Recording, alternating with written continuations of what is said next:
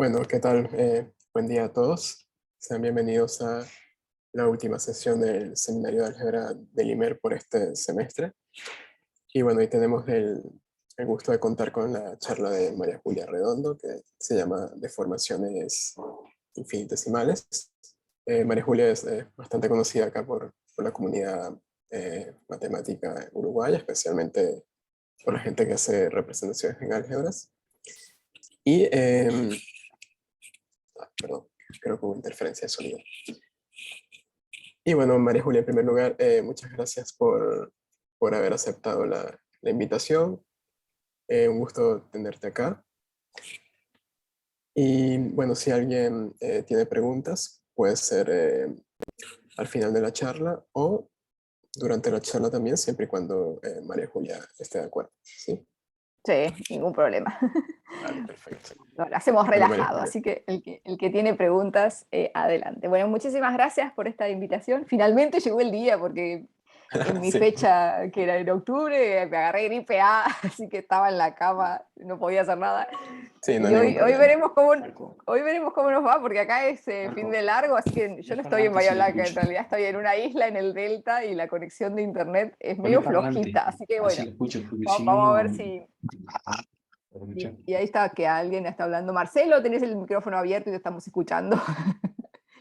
Bueno, en esta charla voy a hablar de formaciones infinitesimales. Voy a hablar de resultados que aparecen en estos dos trabajos que están en Archive. En el primer trabajo lo hicimos con Lucrecia Román, con Fiorella Rossi Bertoni,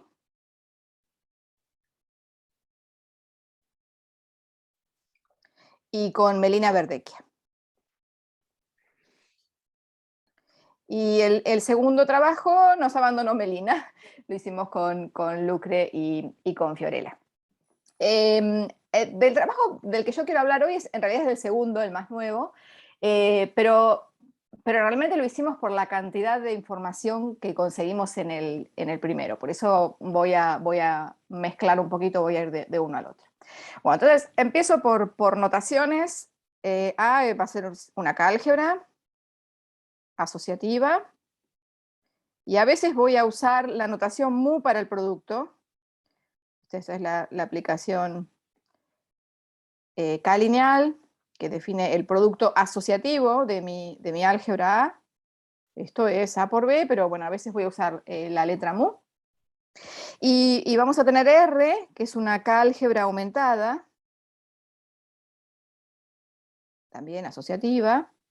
Aumentada significa que tengo un epimorfismo al cuerpo K, y si hago cociente por el núcleo de este epimorfismo, consigo el cuerpo K.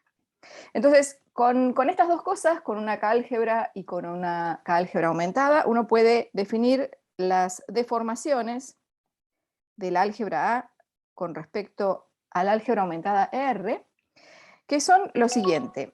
Bueno, son clases de equivalencia. Obviamente voy a mirar todo a menos de isomorfismos. Clases de equivalencia de estructuras de R álgebra asociativa, o sea, clases de equivalencia de R álgebras asociativas, que podemos definir en el siguiente espacio subyacente. Tomo A, tensor sobre K, R, y a este R módulo le doy una estructura de R álgebra asociativa. O sea, defino un producto estrella que me da una estructura de R álgebra asociativa, con la condición extra de que si yo considero las cosas módulo M, o sea, si en lugar de estar pensando tensor R, pienso tensor R sobre M, entonces estoy en A tensor sobre K, mi producto estrella no va a ser otra cosa que el producto original. Esto módulo el ideal M. ¿Sí? Entonces, esto es lo que queremos estudiar, las deformaciones de un álgebra A. María Julia, Sí.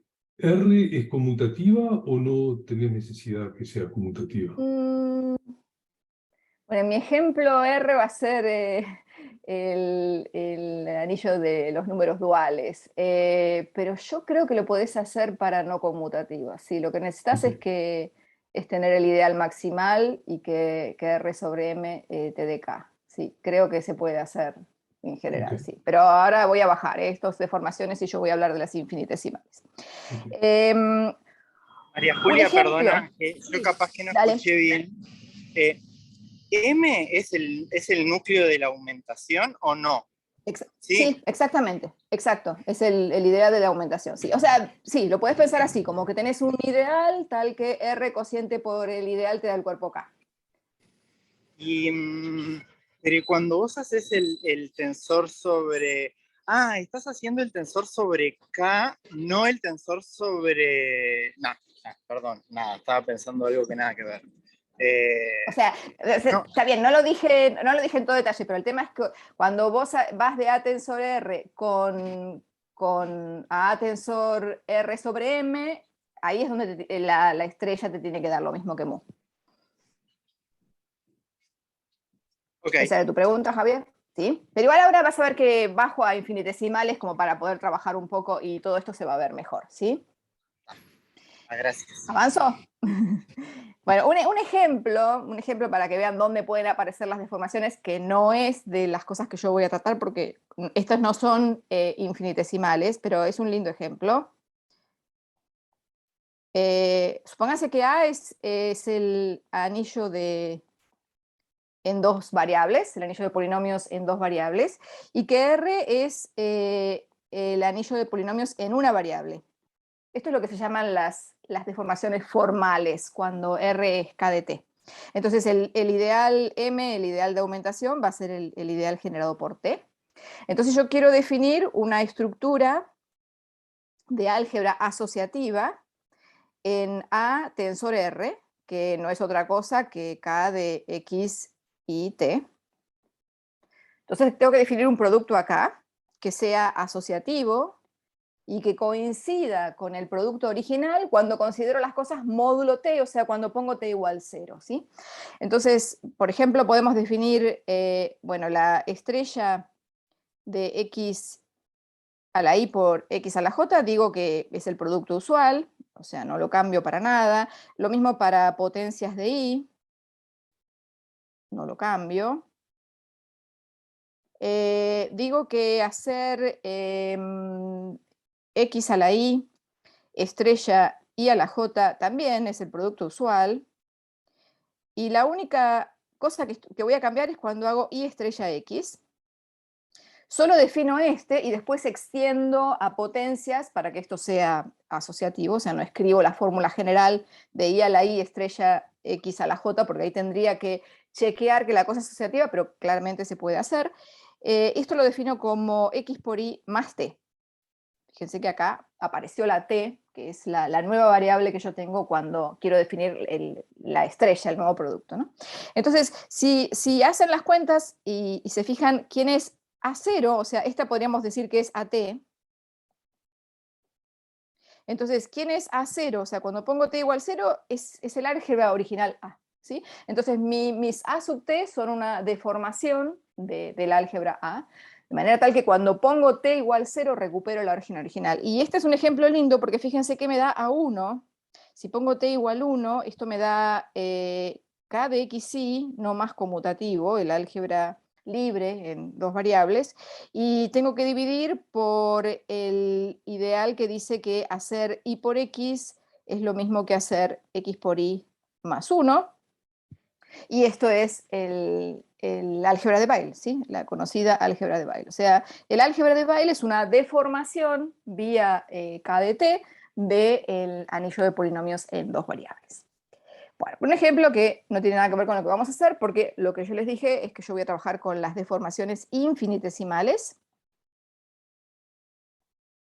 Y las deformaciones infinitesimales de un álgebra A son las deformaciones del álgebra A con respecto al anillo de números duales, o sea, k de t sobre t cuadrado. Bueno, entonces acá es donde quiero definir la estrella. Entonces yo tengo A tensor sobre k de t sobre t cuadrado, que esto es isomorfo a A, suma directa A por T, sin olvidarnos que T cuadrado es igual a 0. Y quiero definir una estrella acá. Quiero definir una estrella que que me dé una estructura de R álgebra, o sea, de K de T sobre T cuadrado álgebra, o sea que la T siempre va a salir afuera, que sea asociativa y que cuando pongo T igual 0 recupere el producto original. Entonces, por esta cosa de que el producto estrella tiene que ser R bilineal, o sea, las cosas de T tienen que salir afuera y se tiene que portar bien con la suma, está claro que la estrella queda unívocamente determinada por lo que valga hacer A estrella B para un par de elementos en A, ¿sí? O sea, yo tendría que definir la estrella en todo este objeto, tensor sobre R, el mismo objeto, pero esta cosa de la bilinealidad y sacar las cosas de R afuera, me dice que la estrella está unívocamente determinada por esta aplicación K lineal. O sea, lo único que tengo que hacer es decir quién es A estrella B. Entonces, A estrella B va a ser alguien de A más alguien de A por T, pero la condición que dice que la estrella, cuando T es igual a 0, tiene que ser el producto original, esto me dice que en la parte de A voy a tener mu de A tensor B, y en la parte de T, en la segunda parte, bueno, no, ahí voy a tener una aplicación K lineal, que es la única cosa que voy a poder mover, ¿sí? El resto, o sea, la estrella no va a ser otra cosa que mu más F por T, donde F es una aplicación K lineal que va de A tensor A en A. Bien, esta es mi estrella. Fíjense que lo que tuve en cuenta hasta ahora es que tiene que ser un producto que me tiene una estructura de R álgebra y que cuando pongo T igual 0 me tiene que dar el producto original. Pero yo le pedí que sea asociativa. Entonces, que la estrella sea asociativa significa que si yo se la aplico a 3 elementos en las dos formas posibles, me da lo mismo. O sea, eso es decir que la estrella compuesta con la identidad tensor estrella menos estrella tensor la identidad, esto tiene que ser 0, ¿sí? Esto es la asociatividad. Entonces ahora lo que voy a hacer es reemplazar esta estrella por mi expresión, que es mu más f por t, y ponerlo en esta cuenta, y usar que la mu es asociativa, porque mi álgebra es asociativa, o sea que yo ya sé que mu verifica esta cuenta. Bueno, entonces si hacen toda esta cuenta, lo que les queda es que mu con la identidad tensor f menos f tensor la identidad, más f de la misma historia, identidad tensor mu, menos mu tensor la identidad, esto les tiene que dar 0. Entonces, veamos qué significa esto. O sea, mis deformaciones van a estar dadas por una estrella que está dada por mu más f por t, y ahora lo que estoy viendo es qué condiciones tienen que verificar la f para que la estructura sea asociativa. Y eso es todo lo que tengo que mirar para definir deformaciones infinitesimales. Entonces, si calculamos esto en un ABC, fíjense, lo primero que hago es, o sea, esto es sí, solo sí, si aplico f en B tensor C, y después al A tensor F le aplico la multiplicación, o sea, es hacer esto, ahora voy a hacer este. Si hago, primero multiplico A y B, A por B, hago tensor C y le aplico F, ahora voy a hacer el positivo, esto es más hacerle F al A tensor B por C, y por último este negativo, que es aplicarle F al A tensor B, y después multiplicar por C, esto me tiene que dar 0. Ahora fíjense qué fue lo que hicimos, ¿no? Es la famosa cuentita de la cohomología de Hochschild, o de los dos cociclos de Hochschild. Agarré F y agarré A, B y C, y lo que hice es sacar el A afuera, multiplicar el primero por el segundo, multiplicar el segundo por el tercero, y sacar el tercero afuera. O sea, esto es sí, solo sí, F es un 2 cociclo de Hochschild.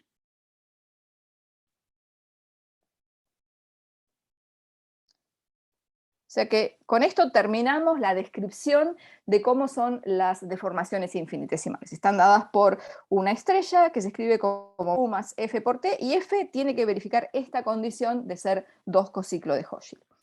¿Qué pasa con, acuérdense que yo dije que las deformaciones eran clases de equivalencia, o sea, no me interesan solo las estructuras de R álgebra, sino a menos de isomorfismo. Entonces, cuando digo que dos deformaciones son isomorfas, entonces mi A suma directa A por T, con una estrella 1, que va a ser mu más F1 por T, ¿sí? El mu queda fijo por la F, es decir, que es isomorfa a otra estructura de álgebra sobre el mismo espacio, que también deforma a mu. Bueno, esto es sí, solo sí, como se pueden imaginar, existe un isomorfismo de R álgebras, o sea, existe phi de A más A por T en A más A por T, que es un R isomorfismo, que manda un producto en el otro, o sea, el phi de A estrella 1B va a ser lo mismo que hacer phi de A, phi de B y aplicar el estrella 2. Pero además, como este es un isomorfismo de deformaciones del álgebra original A, le voy a pedir que cuando hago las cosas módulo M de este isomorfismo, sea como no haber hecho nada. O sea, le voy a pedir que este phi sea lo mismo que la identidad si yo pienso las cosas módulo T. ¿Sí? O sea, cuando vuelvo a T igual 0, o sea, cuando vuelvo a mi álgebra original, estas dos me tienen que dar lo mismo y el isomorfismo tiene que ser la identidad. Bueno, después jugando un poquito de nuevo con qué significa que esto sea un R isomorfismo, eso significa que saca las cosas de R afuera y se porta bien con la suma. Entonces, definir phi es exactamente lo mismo, o sea, phi está unívocamente determinado por la aplicación que va de A en A más T. Entonces existe esto, que es K lineal, donde phi de una va a ser, de nuevo, alguien de A más alguien de A por T, pero la tercera condición me dice que cuando yo pongo T igual 0, esto tiene que ser la identidad, así que la primer componente no le queda otra que ser A. Después me va a aparecer acá una H, donde H es una aplicación K lineal de A en A. Con esto ya el sí solo sí para isomorfismo vale, o sea, si en la primer componente tengo A, tengo la identidad, esto es un isomorfismo. ¿Qué más? Usé el primer renglón y usé el tercer renglón, me falta el del medio. ¿Qué significa que esta phi que tengo ahora se porte Hai bien? alguna O sea, ragione per la quale esse H sia una derivazione? Ahí va, ahí va, ahí va, ahí va, ahí va. Ahí va. Entonces, el renglón 2, que me dice que la phi manda el producto 1 en el producto 2, se recupera con este sí solo sí, diciendo que F1 menos F2 en A tensor B es lo mismo que hacer A por H de B menos H de A por B más H de A por B. Está Edu, ¿sí? Entonces, esto es lo mismo que decir que tengo el borde de Hochschild aplicado a H en A tensor B. O sea que esto es exactamente lo mismo que decir que la F1 y la F2 son lo mismo en la cohomología de Hochschild. En el segundo grupo de cohomología de Hochschild. ¿Sí? Entonces demostramos, siempre dicen que en todas las charlas tiene que haber una demostración, esta va a ser la única demostración de mi charla, demostramos un teorema importante de Gerstenhaber, del año 64, creo, que dice que las deformaciones infinitesimales,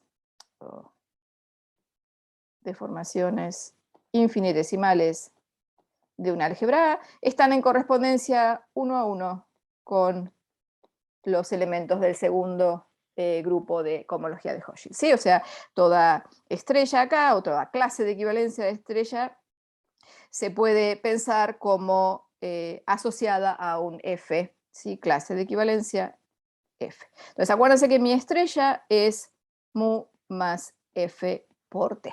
¿Está? Entonces, bueno, ahora quiero estudiar las deformaciones infinitesimales. Hagamos un repaso, la voy a anotar a sub F, porque en definitiva la deformación infinitesimal depende de la F. Entonces, esto va a ser una estructura definida acá, que esto es mu más F por T. Y vamos a ver, porque lo vamos a usar, cómo queda la cuenta final de la multiplicación. Si yo tengo un A más B por T, y lo quiero multiplicar por un C más D por T con la estrella, acuérdense que esto es bilineal y que todas las cosas de K de T sobre T cuadrado salen para afuera, entonces esto me va a dar A estrella C. A estrella C es aplicar mu, entonces eso me va a dar A por C, y después aplicar la F en A tensor C por T. Bien, hice este con este, ¿sí? Ahora, si hago este con este, me va a dar, de nuevo, A por D, porque tengo que aplicar la estrella de A estrella D y saco la T afuera, ¿sí? Así que al aplicar mu me da A por D. Y después cuando pongo la segunda parte, que sería el F de A tensor D por T, por la T que ya tengo acá, T cuadrado murió. Así que esa parte se acabó y así van a ser todas las que nos quedan. El B por C me va a quedar, aplico la estrella, a B estrella C, me queda el producto usual multiplicado por T y después me queda la F de B tensor C por T cuadrado, que muere, y ninguno más, porque este con este, fíjense, tiene T cuadrado y muere. O sea que esta es la expresión del producto, ¿sí? Lo escribimos más lindo, esto es A por C más A por D más B por C más F de A tensor C por T. O sea, yo podría haber empezado mi charla diciendo esto. Tengo A más A por T con T cuadrado igual 0. Este es el producto que defino y para que sea asociativo lo que necesito es que la F satisfaga la condición de ser un 2 cociclo de Hochschild. Bien, bueno, ahora que sabemos qué son las deformaciones infinitesimales, empiezo así con los resultados que obtuvimos con las chicas. Lo que nosotros quisimos hacer fue estudiar AF, todo lo que se pudiera hacer, en términos de A, ¿sí? Lo natural que uno querría hacer. En el primer trabajo, en realidad lo que estábamos interesadas era describir esto por Kuiper con relaciones. O sea, si uno conocía el Carcaj y las relaciones que definen al álgebra A, ¿cómo podíamos hacer para determinar el Carcaj y las relaciones que definen a AF? Entonces, el primer problema que tuvimos ahí era que cuando uno dice que A está dada por un Carcaj con relaciones, es porque A es morita equivalente a la álgebra de caminos dada por Curie. Entonces, la primera pregunta fue cómo se comporta esta construcción con la correspondencia morita. Y vimos en el primer trabajo que se comporta bien. O sea, si A es morita equivalente a B, sabemos que la cohomología de Hochschild de A es isomorfa. Eso es un resultado que ya se conoce hace tiempo. La cohomología de Hochschild de A es isomorfa a la cohomología de Hochschild de B. Entonces lo que nosotros queríamos ver era si, bueno, dado un F acá, le tengo que poder hacer corresponder un G acá.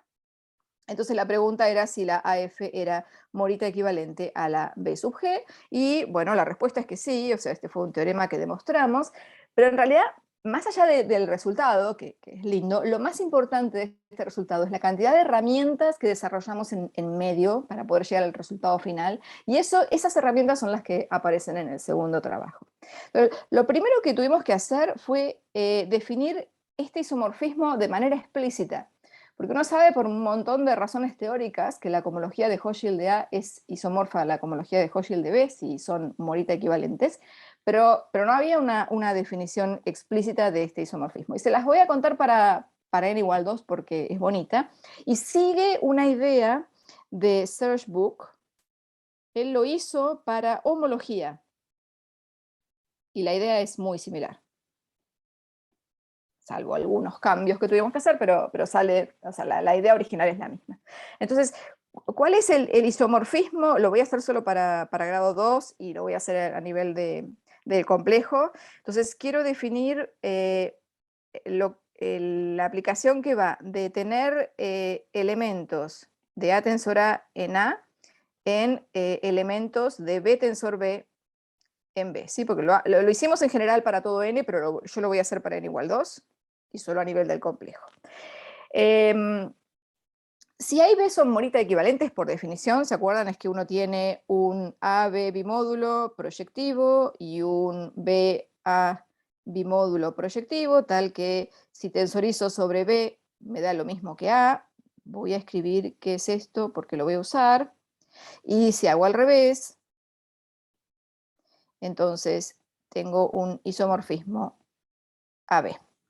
Bueno, entonces lo que usamos fue que el 1 de B, por este isomorfismo, se puede escribir como una suma de una familia de elementos Q sub I, P sub I, le aplico este isomorfismo sub P. ¿Sí? Así que este 1 es el que nos permite definir la F. Entonces, si yo tengo una F que va de A tensor A en A, le quiero asignar una G, ¿sí? Esto es lo que hacemos acá, de B tensor B en B. Bueno, entonces, ¿cómo defino la G de B sub 0, B sub 1? Bueno, lo que pienso es que agarro este 1 sub B, lo voy a escribir acá, y lo pongo al principio y entre y al final B sub 0, B sub 1, ¿sí? Entonces, este 1B, cuando lo desarrollo, me queda una suma sobre I, este me queda una suma sobre J, y este me queda una suma sobre K. Entonces, la suma sobre I, sobre J y sobre K. Entonces, lo que hago es, a ver si me da bien el lugar, esto con la tiza sería más fácil. Pongo B sub 0, no, ya me equivoqué. Pongo Q sub I, P sub I, es el primer 1. Ahora pongo el B sub 0, ahora pongo Q sub J, P sub J, ahora pongo el B sub 1, y al final pongo el Q sub K, P sub K. Bueno, entonces ahora tengo que armar las cosas para poder aplicar la F, o sea, me tienen que dar cosas de A. Las cosas de A se obtienen si hago P tensor Q. Entonces, fíjense, si yo hago esto, tensor Q, esto me da en A. Y si yo hago esto, tensor Q, esto también me da en A. Entonces tensorizo estas dos cosas y a esto le puedo aplicar la F. Y eso me da F de alguien, de A tensor A, me da en A. Lo pego con el primero y le hago el sub B, y ese es el isomorfismo, ¿sí? O sea, en definitiva es ir metiendo unos entre los elementos B sub I y acomodar todo para que uno pueda aplicar la F, eso me da cosas en A y tengo que volver a B. Bueno, esto obviamente se escribe en general y se demuestra que se porta bien con los morfismos y todo bien. Bueno, este fue el primer resultado importante de este trabajo. Y el segundo resultado importante fue que si queríamos ver que la A sub F y la B sub G eran Morita equivalentes, necesitamos definir los proyectivos que hacían este isomorfismo o describir sus categorías de módulos. Entonces, ese fue el otro resultado importante, que es el que usamos en el segundo trabajo. Perdón, ¿te puedo Bien. interrumpir? Sí. Sí, ¿cuál es la dependencia respecto a P y Q? Si tenemos P' y Q', ¿eso da el mismo isomorfismo en cohomología? No, espérate que yo no me acuerdo, tendríamos que ir al En artículo de en Archive, cohomología, a nivel de cociclos, por supuesto de que no, pero módulo los cociclos triviales, digamos. No, porque hay una condición acá que yo no se las dije, el P y Q no son cualquier par de proyectivos que te den la equivalencia Morita, hay que pedirle algo más, que ahora no me acuerdo, hay que ir al artículo de Archive. Entonces, no sé si con esa cosa que le estás pidiendo además, ahí sí la respuesta sería el isomorfismo me va a dar lo mismo, pero no son cualquier par de módulos proyectivos que te dan el isomorfismo. Necesitas una condición más, que me acuerdo que la encontramos en el LODE, pero ahora no me acuerdo cuál era. Sí, ya me acuerdo, es esta. Espera, si vos haces P tensor Q, y acá podés volver a hacer tensor P, creo que es algo así, que si uno aplica el isomorfismo, no me acuerdo si es con estos o con cualquiera, si yo hago un P, Q, esto me da sub A, ¿no? Y hago por P', creo que es algo así. Esto es lo mismo que hacer P por Q por P'. Y lo mismo en la otra. Es una relación así. O sea que estos dos isomorfismos tienen una compatibilidad entre ellos. Y uno puede elegir los módulos, no cualquier par de módulos proyectivos que te dé una equivalencia Morita verifican esta compatibilidad. O sea, vos le tenés que pedir a P y Q que verifiquen esta compatibilidad. Eso se puede hacer y con esa condición fue que construimos el isomorfismo. Así que me imagino que si agarras un P', Q' que también verifique esto, entonces sí, te va a dar todo lo mismo. María Julia, y al revés, Sí. con QPQ no se lo tenés que pedir. Sí, los dos, sí, las dos compatibilidades, sí, las dos compatibilidades, con el Q, P y Q, sí, las dos. O sea que Es como el hacer una isomorfismo, asociatividad de todas las formas posibles. exacto, Exactamente, exactamente. Y que enseguida lo necesitas cuando querés ver que esto se porta bien a nivel de complejos. Sí. Gracias. ¿Está? Sí, gracias. ¿Sí, Claude? Claude se quedó pensando.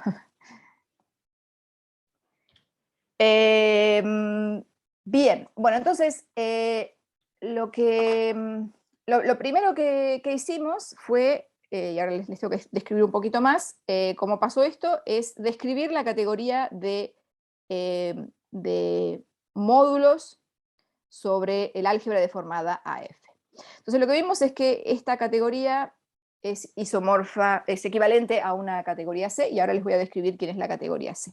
Entonces, los objetos de C son pares de amódulos, un monomorfismo de M en N, que este es un, lo voy a llamar T sub M, es un amonomorfismo, y una aplicación K-lineal de A tensor M en N, que esta se llama F sub M, que es K-lineal,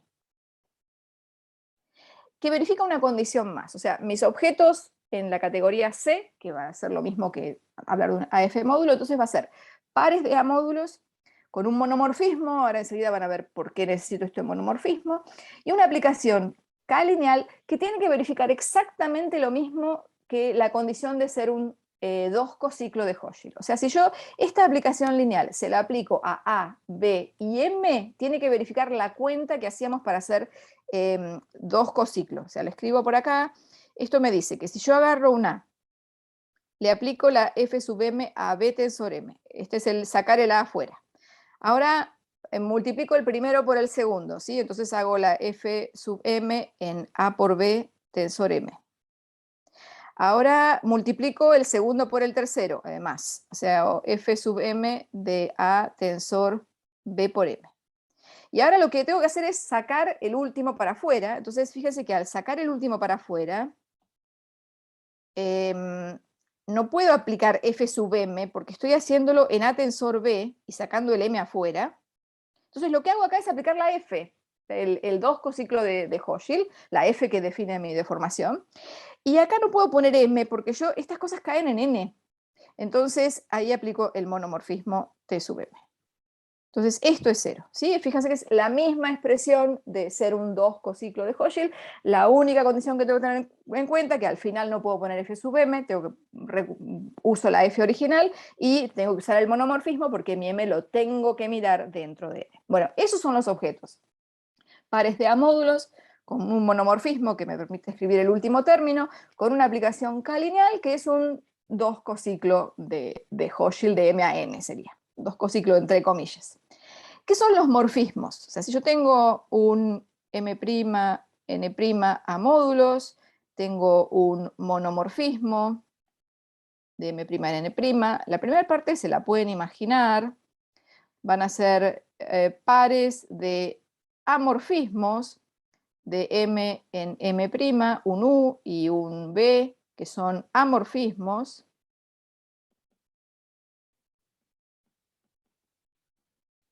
Que hacen este cuadrado conmutativo, ¿sí? Y el tema es, cuando lo ponemos acá, esta es una aplicación K-lineal, si yo acá pongo la identidad tensor U y acá pongo el B, esto no es conmutativo. Entonces la pregunta es cuánto le falta a este cuadrado para ser conmutativo. O sea, uno dice, bueno, si yo hago B de F de A tensor M, y le resto el F, este es el F sub M, y le resto el Fm' de A tensor U de M, me pregunto si esto me da 0 o no. En general no da 0, y la forma de medir cuánto le falta esto para ser conmutativo, me lo va a dar un W, que va a ir de A en N', que es K-lineal. ¿Y cuánto le falta al W para hacer amorfismo? Es lo que me va a decir cuánto le falta al cuadrado para ser conmutativo. O sea, la diferencia va a ser la misma. O sea, esto es el W de A por M menos A por W de M.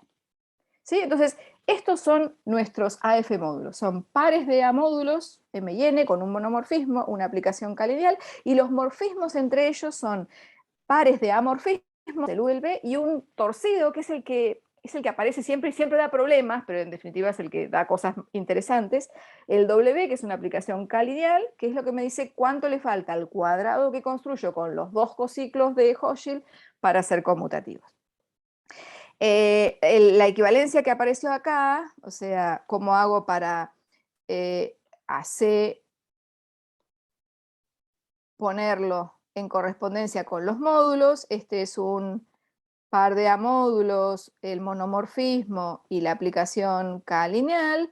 Entonces, el AF módulo va a ser el objeto subyacente, obviamente, va a ser la suma directa de estos dos amódulos. O sea, la estructura de amódulo ya la tengo, ¿sí? Porque este es un amódulo y este es un amódulo. La pregunta es cómo hago para definir la estructura de AF módulo en un par MN. Bueno, esto uno puede verlo fácilmente. De nuevo, todo se porta bien con la suma, así que en el primer lugar voy a poner AM, y después voy a usar la F, que la F va de A tensor M en N, así que esto va a aparecer en el segundo lugar, y el primero se acabó, así que vamos a hacerlo más chiquito. Eso es A por M, y se acabó. Después A por N queda acá. Me va a faltar un lugar, así que vamos a borrar esto. A por N más esto, vamos, más esto, y a ver qué más, el A por M ya lo hice con la LF, el A por N ya lo hice y nada más, el B por M, pero de nuevo, si yo pongo B por M no puedo porque esto tiene que caer en N, y tiene que caer en el segundo lugar porque la B tiene T, acá vuelvo a usar el monomorfismo, o sea, fíjense, ahí usé la F y acá usé el monomorfismo, y ahí se acabó. Esa es la estructura que tienen mis AF módulos. Son suma directa de dos A módulos, uno metido adentro del otro por un A monomorfismo T sub M, una aplicación FM, que es como un 2 cociclo de Hochschild, y esta es la estructura que tiene. Bien, un corolario bien inmediato de esta equivalencia es que uno puede mirar la categoría de A módulos adentro de la categoría de los AF módulos. Es una categoría, una subcategoría plena. A un A módulo N lo miro como el 0N, el monomorfismo que va de 0 en N, y la aplicación trivial de A tensor 0 en N. Fíjense, si repasamos esta cuenta y ponemos M igual 0, fíjense que me da A más B por T por el 0N, me da, la primera coordenada me da 0, y en la segunda coordenada lo único que recupero es el A por N, porque el M es 0, así que todo murió. O sea que esto me está diciendo que si yo tengo N un A módulo, lo puedo pensar naturalmente como un AF módulo. Vía la equivalencia con la C es poner el A módulo en el segundo lugar. Y hay una observación muy linda con respecto a esta identificación de los A módulos con los AF módulos, que cualquier objeto en C o cualquier AF módulo, un M, N con el monomorfismo y con la aplicación K-lineal, se puede pensar como el término medio de una sucesión exacta corta, que acá tiene creo que es el N como AF módulo, o como A módulo lo mismo, y acá tiene al M como AF módulo.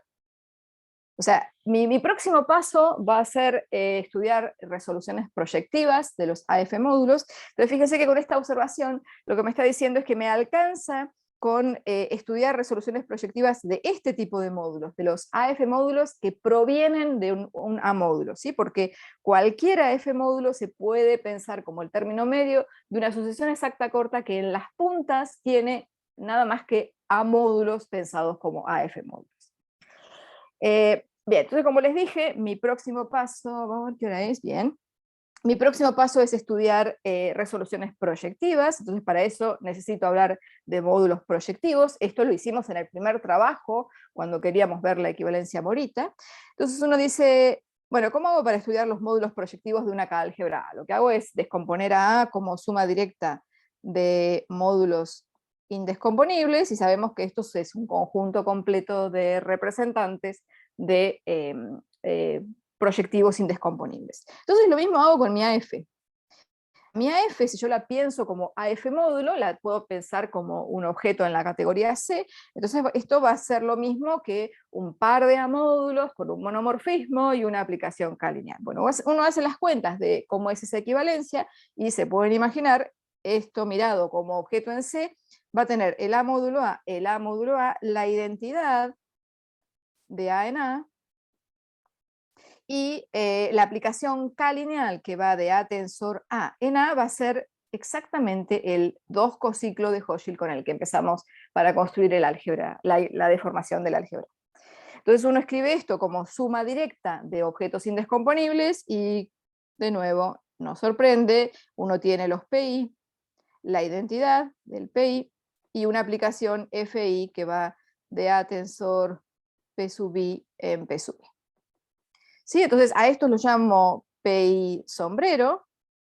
Entonces si mi álgebra A tiene a P1 y Pn como únicos módulos proyectivos indescomponibles a menos de isomorfismo, la A sub F tiene estos PI hat que, si los pienso como AF módulos, son PI más PI, ¿no?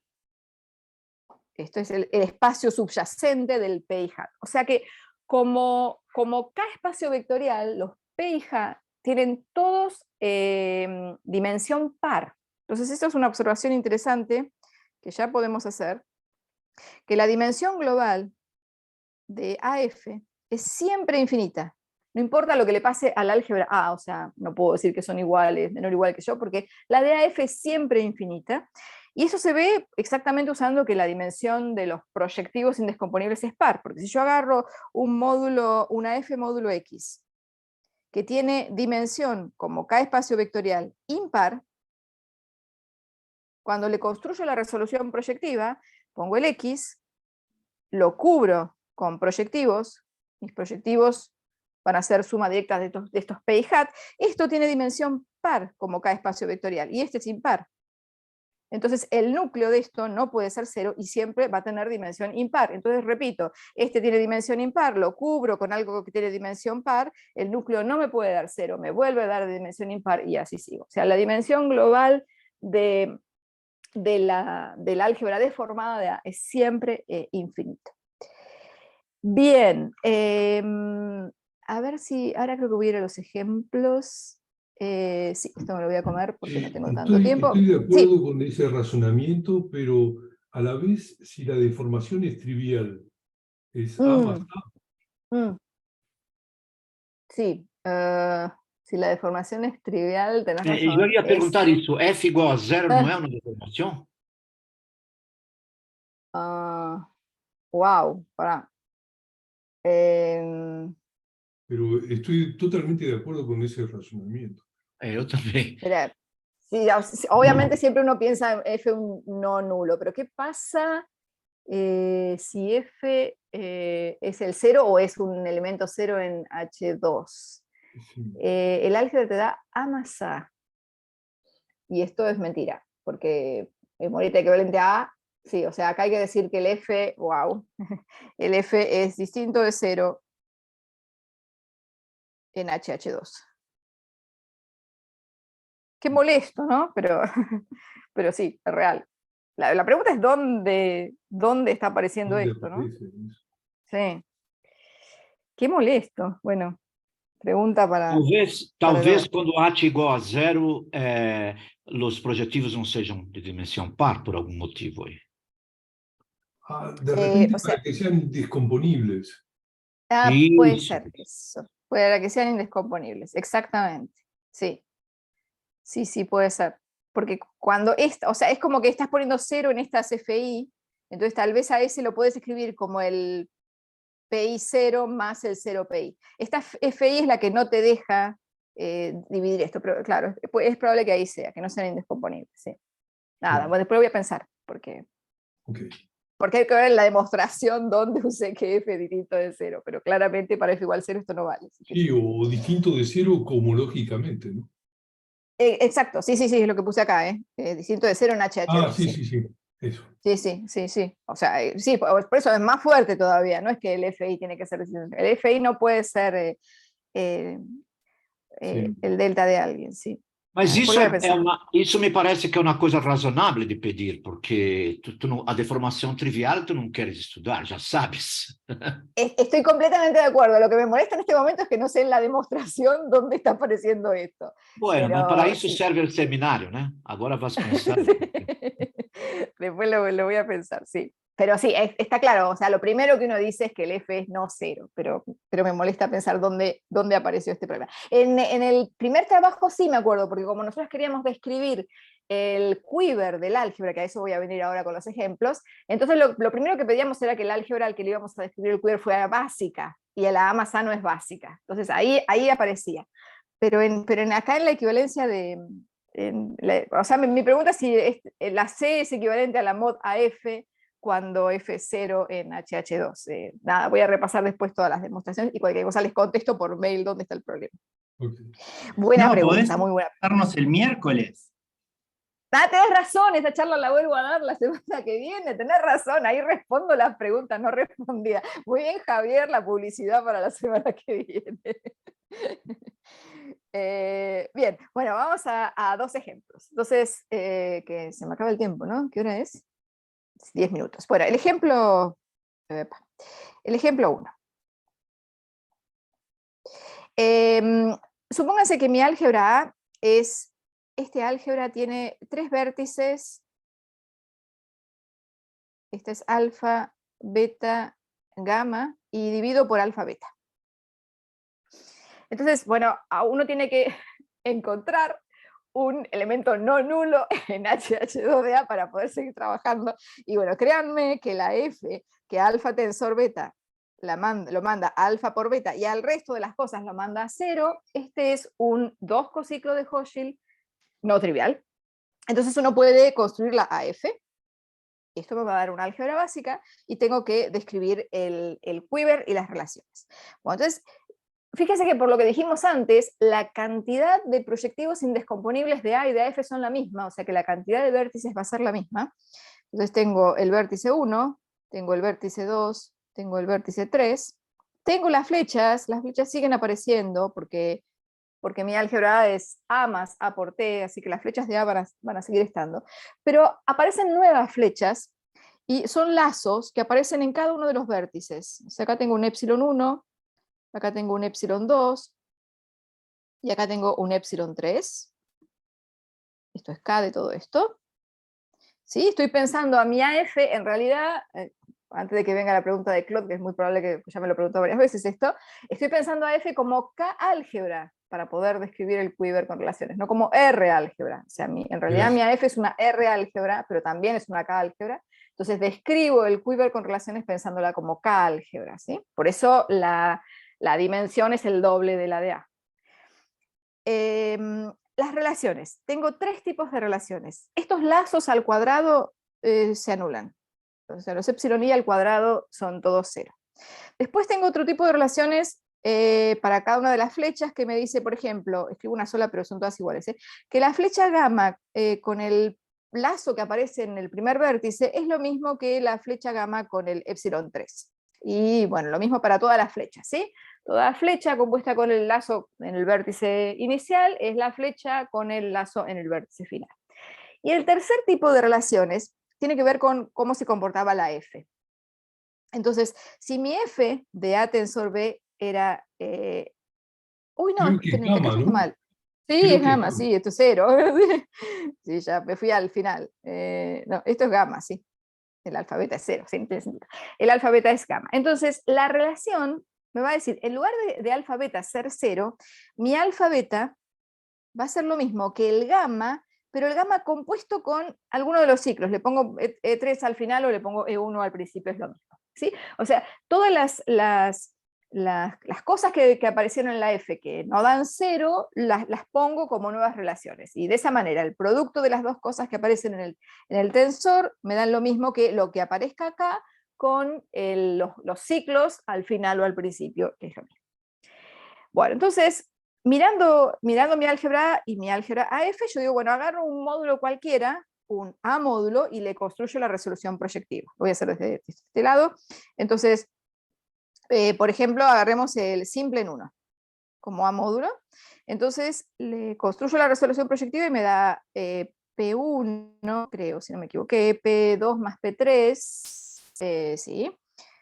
Y el núcleo es P3, y acá se acabó.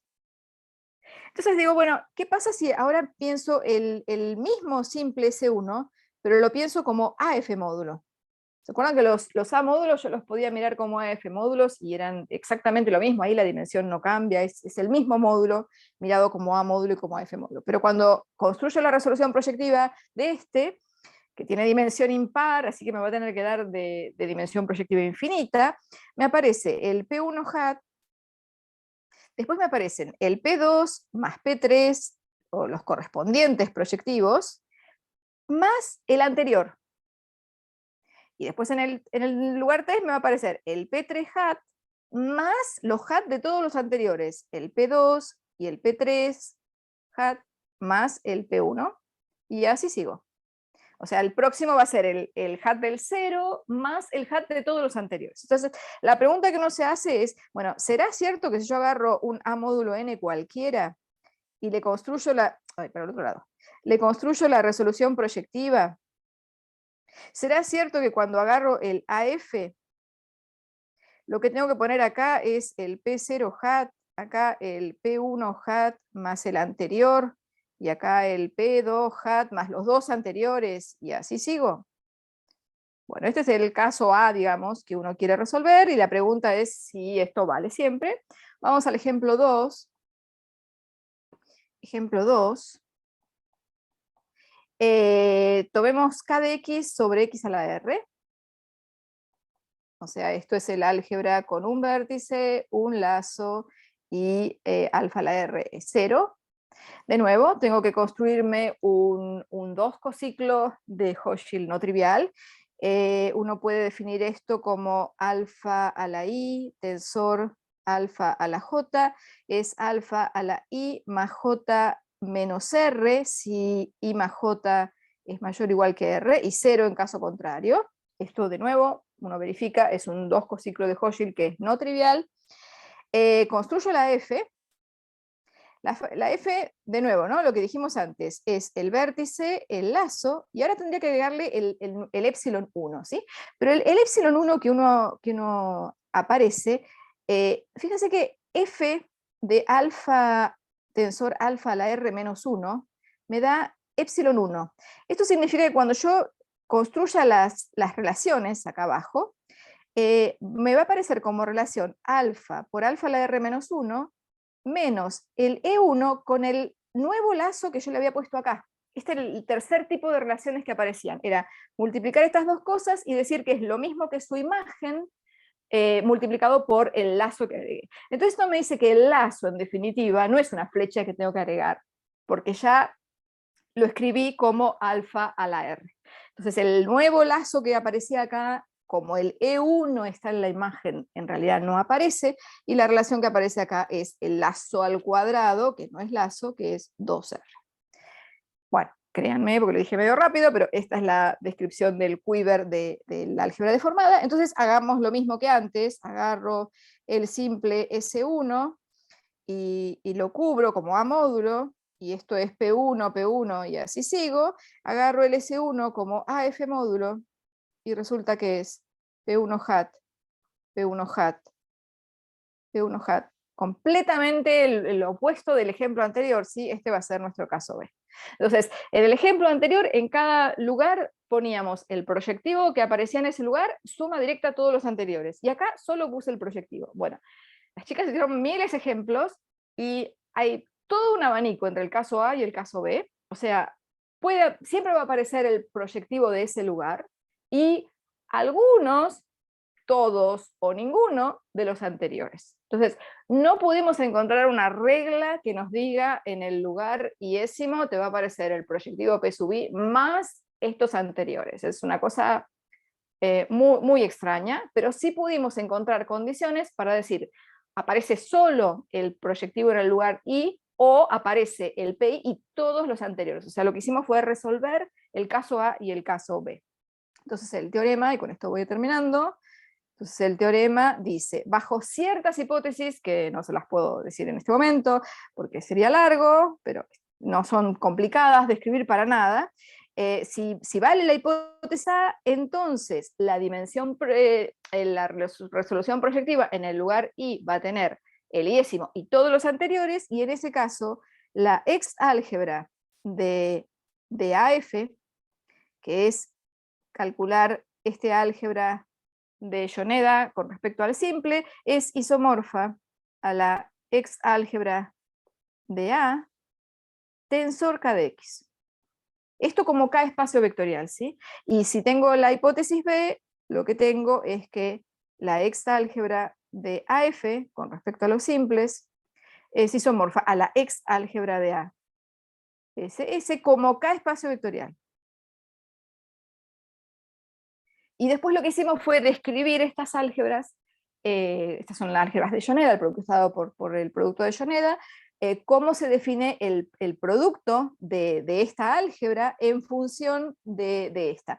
La segunda es más fácil, pero les queda algo así, como F estrella G me da el producto usual acá, dependiendo de la paridad o imparidad de los grados, ¿sí? O sea, sobre ciertas condiciones del grado de F y el grado de G, y 0 en el resto. Ahora, esta es mucho más complicada, y hicimos la cuenta, o sea, hay una descripción explícita de cómo se puede definir el producto en el álgebra de Yoneda de la AF en términos del álgebra de Yoneda de A, y si agarro un F estrella G, me va a dar F por G, que es el producto usual, más un montón de cosas de grado superior. Bueno, y creo que con esto termino. Bien, bueno, muchísimas gracias a María Julia por su bonita charla. Vamos a mandarle un aplauso virtual al menos.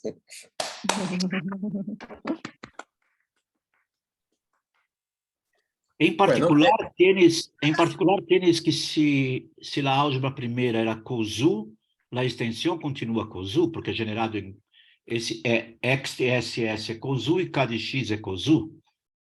Sí, sí, eso sí.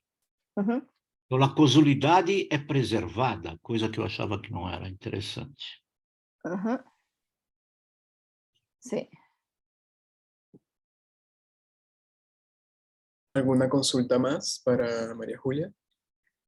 Una pregunta, ¿y bajo equivalencia derivada? Isso. Sí, no sé. La F y la A, sí.